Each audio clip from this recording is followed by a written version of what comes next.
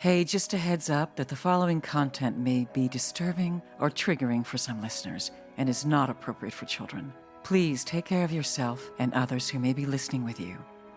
Welcome to the Bonus Babies Podcast, a show that has no easy answers, only hard questions.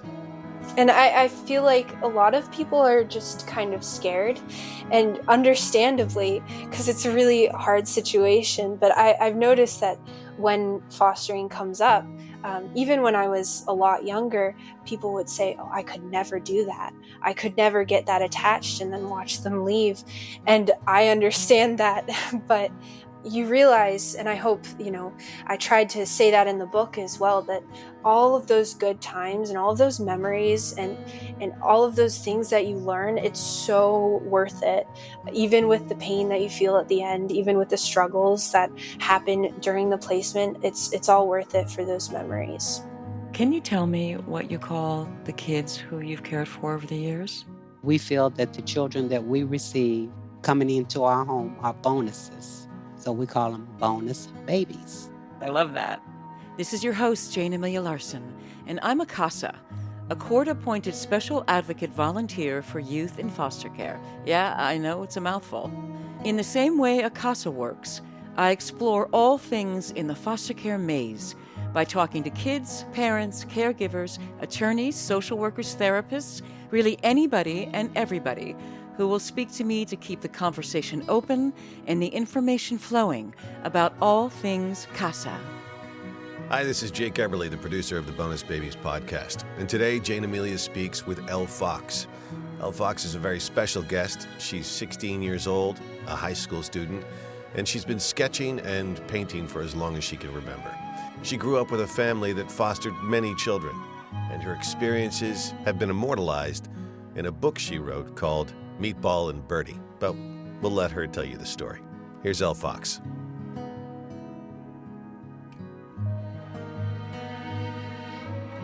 Hey, so I'm here with Elle Fox, a writer, an artist, a foster sibling. Hi, good morning.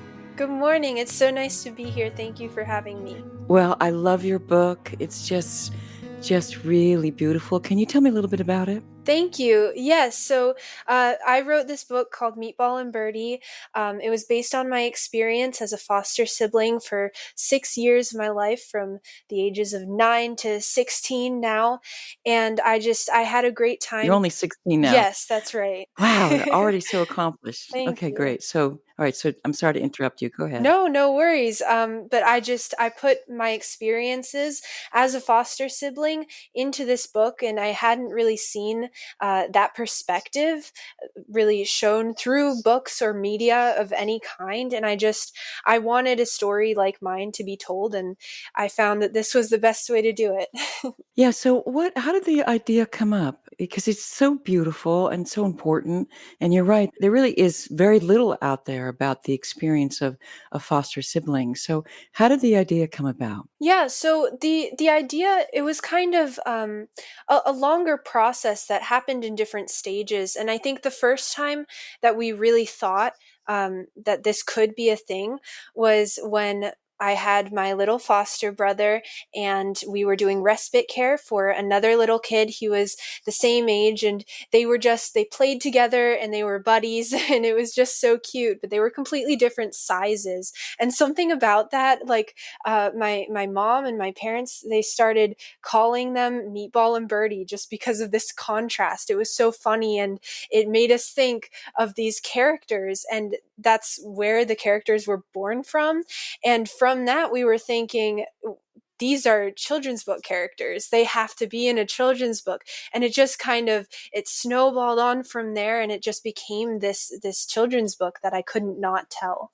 Right. And can you explain to our audience what respite care is? Because you obviously have a great Yes. understanding of it, but many people have never even heard the term. Sure, yes. So, respite care is when you essentially babysit for another foster parent. This little child that we had at the time, he was the foster child of a friend of ours who was also a foster mom, and she was going away for a little bit, and we just took him in for a few days, I think it was, and we took care of him. So that was respite care.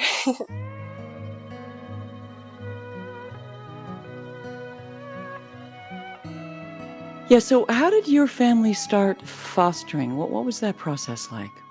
Yeah, so my parents always knew that they wanted to do something with fostering or adoption. And at first, we were hoping to adopt through foster care. That didn't work out for us, at least it hasn't yet. But that's how it started, was really wanting to go into this space and, I don't know, help some kids who needed us. And my mom especially just felt very strongly like this was a place that she could be someone who made an impact in the lives of some children in need. Right, and did you guys discuss it as a family when you were? Because you were 9 years old when it began, right? Yes. Yeah, so there was definitely a discussion, and I didn't exactly have a say in whether or not we did it. I think my parents were set on doing it, but they really did want us to be on board. And even when I was 9, I really did love little kids, and I thought it was so fun to be around babies and take care of them, and I was so on board with fostering. I thought it sounded just like such a fun time, and you know, I was a little bit oblivious to everything that came with that world, but I was definitely excited to be a part of it. Yeah, and you've fostered 8 kids so far? That's right. Yes. Wow. So, was each one very different, or the way the different ages and different? I mean, of course, they're going to be different personalities, but Right. Yeah. So most of them were under the age of 1.5 when we first had them wow, placed you in our got really family. small kids. Wow, wow. Yeah. Yeah, we have had, the oldest that we had was 7 years old, but she was a different case, kind of the outlier in our experience. So we've definitely had more little kids, and I really love the whole newborn to toddler. And I feel like a lot Okay, of people so are what just was the kind first of kid like? scared, How and did that happen? understandably, because it's a really hard situation. But I've noticed that when fostering comes up, even when I was a lot younger, people would say, "Oh, I could never do that. I could never get that attached and then watch them leave." And I understand that, but you realize, and I hope, I tried to say that in the book as well, that all of those good times and all of those memories and all of those things that you learn, it's so worth it. Even with the pain that you feel at the end, even with the struggles that happen during the placement, it's all worth it for those memories. Which was only a few months later. I don't think we had him for a very long time, but it was that first experience of like, wow, this is real. We have them, we get attached to them, we love them, and then they leave us.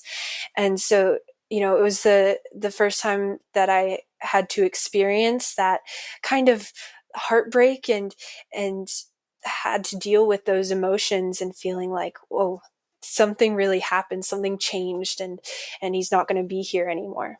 Yeah, that's got to be really hard, really hard. Yeah.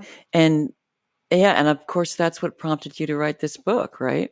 Yes, yeah. So this book is kind of an amalgamation of all of the experiences that we've had before, but the characters, and I guess the real heart of the story is based on our last child that we took care of.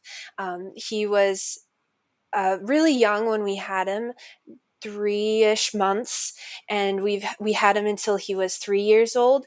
So for his entire life, it was with us, and he was such a part of our family, and it was really difficult to let go of that.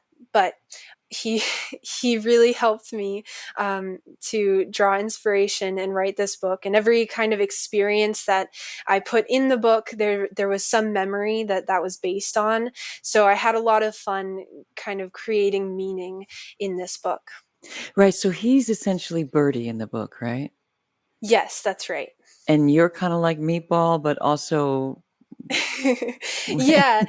So the characters are based on the two kids, but I would take the role of Meatball as it stands in this story. Yeah. isn't it great how art can do that, right? It can be one thing, but also another, and then another thing, and then something else, all Yes. rolled into one Meatball and Birdie, right? Yes, exactly. And it changed so much throughout the course of the creation, and the story was completely different at the start, but it kind of just formed itself into what it is now. And I couldn't have seen it from the start, but I knew that when we came up with the idea, like, oh, it was the perfect opportunity to tell the story. And I'm so glad that it turned out the way it did. And it's a beautiful story, and the artwork is so gorgeous. So tell me about that. Have you always been drawn to art, or did it just come upon you, or what? Thank you. Yeah, so I've always been an artist in one form or another. I can't remember a time when I didn't just have this instinct to draw and paint. And when I was younger, it was more collages and glitter glue and that kind of stuff.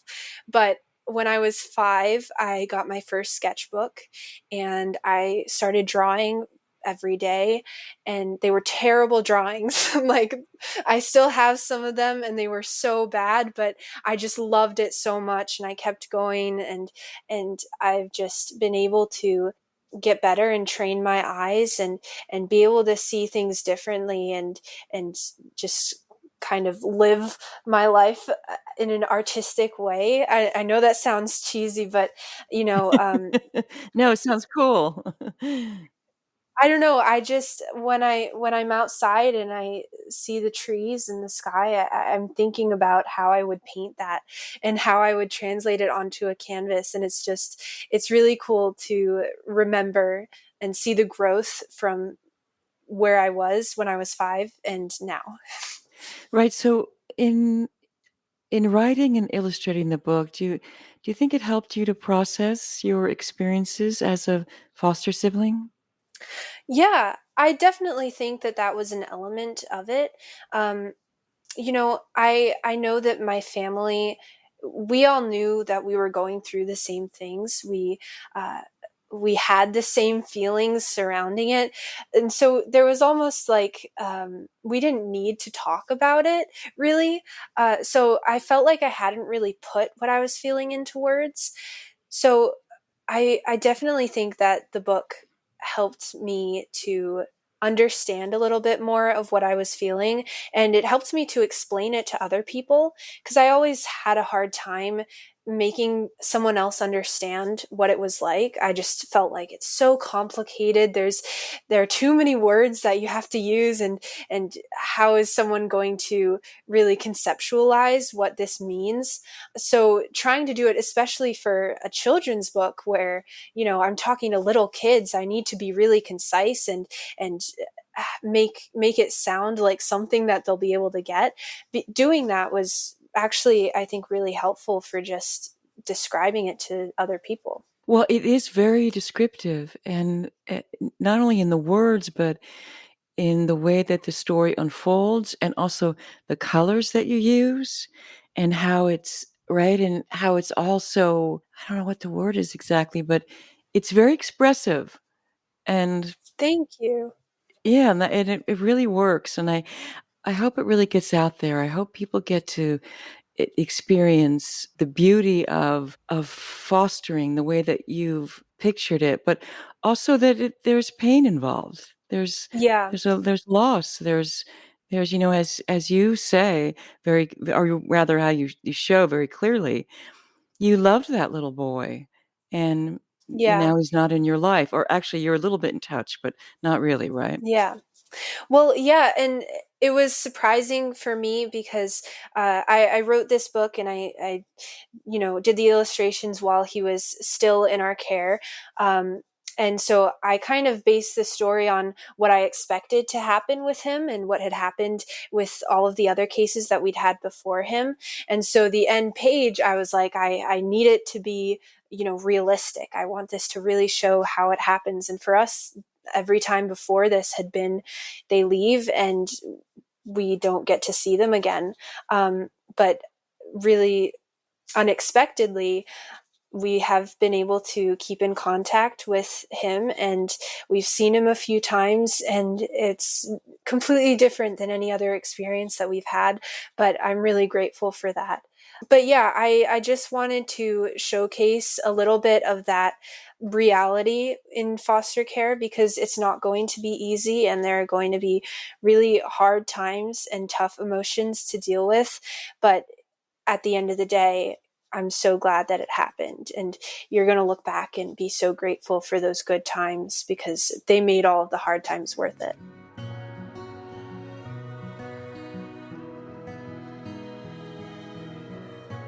You're clearly a very loving girl, and I'm sure your family is too. And I'm wondering if there were any kids that came into your home and were immediately unhappy. Did that happen? Yeah, like I said, we have mostly taken care of really small little kids, and so there were cases when it was just, they're little, they're newborns, it's easy, right? But there were definitely times, one case when we had a 7-year-old girl, and she had seen some really terrible things and been through more than I could even imagine. And at the time, I was still 9 years old. And I was so excited because I had always wanted a little sister and I thought that this was my chance, But I severely underestimated how easy it would be to, become friends with her and do things with her. And it was really hard for me and for my family in general, because we just weren't used to that level of trauma and difficulty.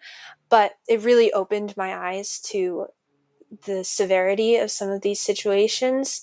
And it wasn't a fun time for me to kind of realize that, oh, this isn't like I thought it would be. But I think it was a really good experience because until then, it was kind of just something light and fun. But that experience showed me how serious it can be.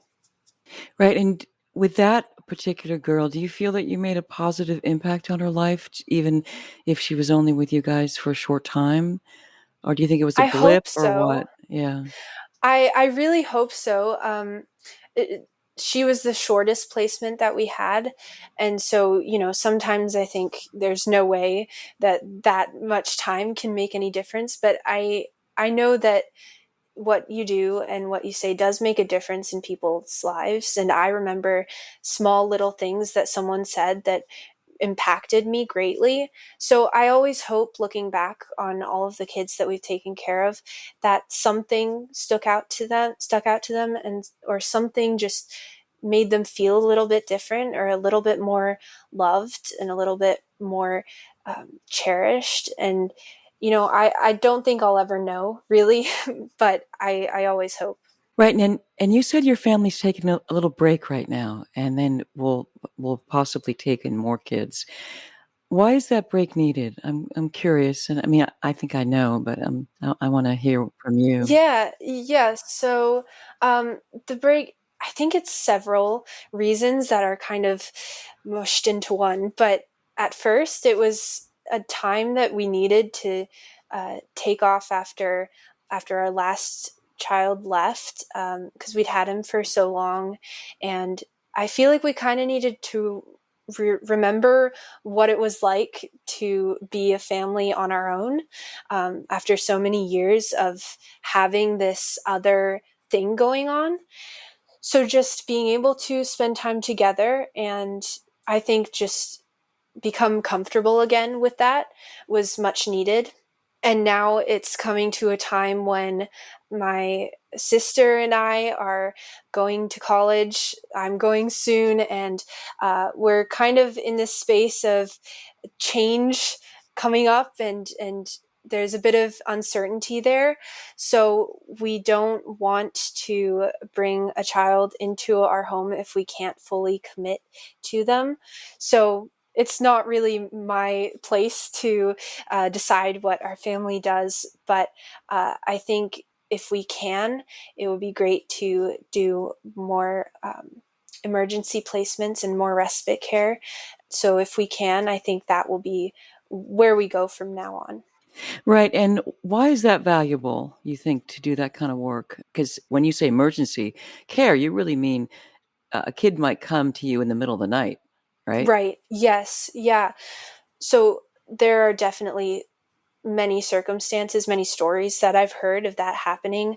And it's needed because sometimes you can't find a long-term placement immediately, and yet these kids they have nowhere else to go.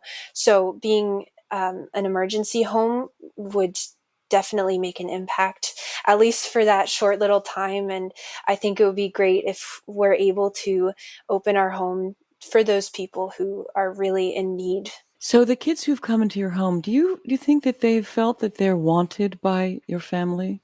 I hope so. We've definitely put a lot of effort into making it feel that way. I know I love having kids and I love spending time with them, and I hope that they feel that, because I feel like fostering has been so impactful in my life, and I'm thankful and I'm grateful every time that we get to see them, and so I hope that shows. I can't help but look at you and listen to you and wish, gosh, why aren't there more people like you and your family in this country or all over the world who are taking care of kids that need care? I mean, it's as simple as that. These kids are just Yeah. kids who need someone to want them, to love them, to take care of them. Yeah, yeah, and thank you. Um, and I feel like a lot of people are just kind of scared, and understandably, because it's a really hard situation. But I've noticed that when fostering comes up, even when I was a lot younger, people would say, "Oh, I could never do that. I could never get that attached and then watch them leave." And I understand that, but you realize, and I hope, I tried to say that in the book as well, that all of those good times and all of those memories and all of those things that you learn, it's so worth it. Even with the pain that you feel at the end, even with the struggles that happen during the placement, it's all worth it for those memories. Have you thought about what it might mean for you as an adult to either foster or foster to adopt, or do you want to have your own 10 kids or what? Have you thought about it? Yeah, yeah. So I absolutely would love to do something with fostering or adoption in the future. I don't know exactly how that's going to look, but if when I have kids of my own, I would feel a certain obligation to give them a similar experience that I had, because I just feel so lucky to have been able to see these things and help in this way. And so if I can give that to them, I would definitely do what I could to make that happen. Even though there's been a little bit of pain with it, you feel that it's helped you to grow as a person, right? Absolutely. Yeah, I think, the pain is nothing compared to everything I've gained from it. Hmm. Yeah, it's really remarkable and it's just terrific that you've been able to translate this into artistic expression to help other people better understand what you and your family have been doing. Yeah. It's really remarkable, really, and really beautiful. I mean, I'm sure you've gotten a lot of accolades about it, and hopefully you'll get more, and maybe you'll write other books and have, an art opening in Manhattan or Philadelphia where you're from or somewhere, right? Thank And you. Yeah. this is all the beginning of it. Yeah, I hope it is. I have, this opportunity has allowed me to think so much bigger than I was before. I had never dreamed of writing and publishing a book at 16. I didn't ever think that that would be something I could do. But now that I've done it, I've come up with so many more ideas for books and for stories. And I don't know, it seems like there's a whole world that I can go into and more things that I can do. And I hope that I'll be able to do some more of them. Okay, can you tell us one idea? You don't have to tell us all your ideas, but like one Oh, possible new idea. Sometimes saying it out loud makes it happen. It's like manifesting it, I don't know. There are so many. I think what the ideas that I've had for books, though, have been all based off of some fun, unique experiences that have happened in my life. And one that I've been thinking about is about foxes in Notting Hill, where my family and I went to stay for a little bit, and we saw just these foxes meeting in a garden. Right. And Okay, hang on a second. So this is yes, in London, right? You mean in yes, in London, London. England? You Yes, saw foxes meeting in a yes. garden? Yes, and I thought it was the strangest thing, this little blink in our whole vacation, but I just was really intrigued by it, and I kind of created this whole story around what these foxes would be doing in a garden at night in Notting Hill. And I don't know, I can't say exactly what it would be like, but I've been developing a book about it. So Okay, this is cracking me up because I've also seen foxes hanging out at night together. really. Yeah, here in Los Angeles, there's an area called Fox Hills. I think it was in Fox Hills, but if not, it was really nearby there. Now, it's called Fox Hills probably because there used to be a lot of foxes, but now it's just like Yeah.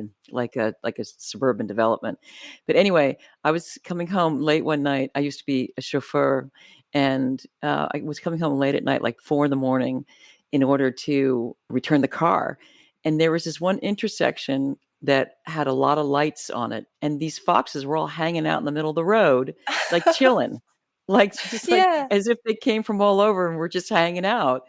And Yes. when I drove up, they didn't even move. That's so funny. Like they were in the middle of the road.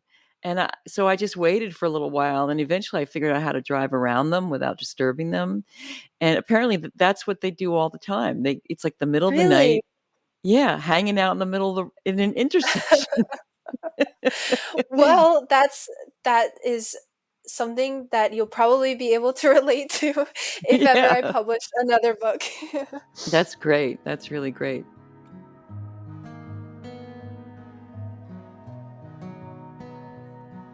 So I want to ask you one other thing that I ask all my guests, and if you can kind of dig deep for this, and I bet you can. What is the one thing that no one would ever know about you unless you told them? Wow. Oh, now I'm thinking. That's an interesting question. I feel like I'm a pretty open person. Um, but I don't know. I think some people would maybe have a hard time believing how shy I am. Um, I don't love talking or being in a room full of people, but at the same time, I love having a conversation, and I feel very comfortable talking to people. But I don't know. It's hard for me in public situations where I'm just surrounded by a bunch of people. It gets overwhelming and a bit scary, and it's like, you know, I feel like I'm not meant to be there, and uh, I think I think people would have a hard time believing based on, I don't know, interviews or Yeah. things that I do, because I really love talking about these things that I'm passionate about, but it's a lot harder for me in real life. Right. So you have to muster up your strength in order to make it happen. Yeah, for sure. I'm a huge introvert, and I don't know, sometimes I would rather just stay home and paint than do anything else. But I love talking to people when I have the strength to do it. Right. So was it hard for you to agree to do this podcast? Because it's not quite a party, but it does put you on the spot, you know? It does, yeah, and I think that's definitely interesting.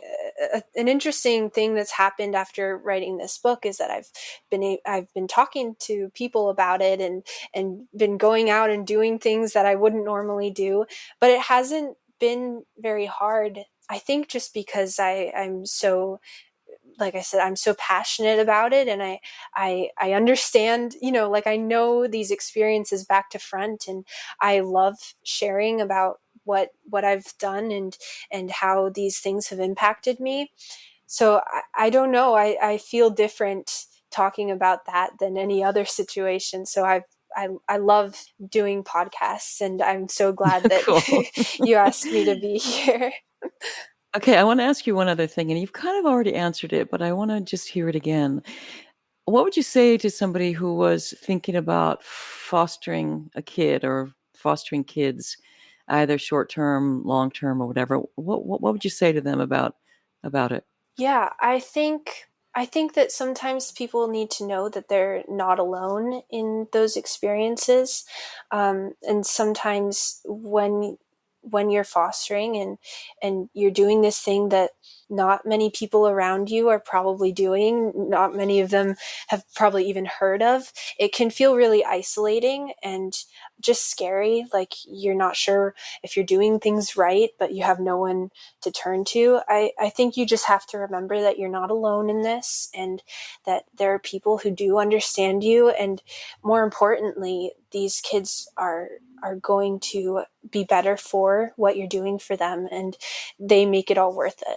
That's really great. I think that's a really nice message. And I thank you for saying that, because there are so many kids out there that need loving homes, whether it's for a day or week or year or their whole life. And there are not enough of you. There are just not enough of you. Yeah, I agree. Yeah. All right. You have a good day. Thank you so much. Okay. Thank you so much for having me. This was great. And I want everybody to go out and get this book, Meatball and Birdie. It's fantastic. Okay. I got mine off of Amazon. So it's out there. You just click that link and go. And I will have a link for the book in the show notes. Okay. Thank you, Elle, for telling your story. It's really incredible what you've accomplished at 16. We can all be so inspired, but it's actually a testament of great parenting and a lot of support. As an author, illustrator, and entrepreneur, Elle launched Elle Fox Art to showcase her illustrations and share the aspects of her life that inspire her. See her work at ellefoxart.com and Instagram at ellefoxart. Our next guest is Regina Louise. Regina Louise is a sought-after speaker, teacher, coach, and author. She's won many awards, among them the NAIMC Vision Award for original programming that reflects the lives, spirit, and contributions of people of color and represents the ethnic and cultural diversity of the viewing audience. She's also a graduate of the California Institute of Integral Studies and went to the University of California, Riverside to earn an MFA in creative writing and writing for the performing arts. I really could go on, but we'll let her tell that story. Join us next week for Regina Louise. Thank you for listening. Be well. If you see something, say something. If you suspect a child's health or safety is jeopardized in any way by parents or anyone else, contact the Child Protective Services Agency in your county. 24-hour hotlines are staffed by trained social workers who will help you through the process, and you can do so anonymously. In California, you can call the Child Protection Hotline at 800-540-4000. So if you see something, say something. You might be saving a child's life. If you want to know more about becoming a CASA anywhere in the country, go to nationalcasagal.org, and in LA, casala.org. And if you want to know more about becoming a foster parent, check out the National Foster Parent Association at nfponline.org. There's also faithfosterfamilies.org and adoptuskids.org. There's tons of other information online as well, so you can just hunt around. We also want to thank the supremely talented Christina Apostolopoulos for her beautiful original music. You can find her music on Spotify or Instagram at Christina Aposto. And also thank you to Yukon Har for his engineering. Thanks for listening, and if you like what you hear and you find it as valuable as we do, please rate us and hit subscribe. You can also make a donation at bonusbabies.org. See you next time.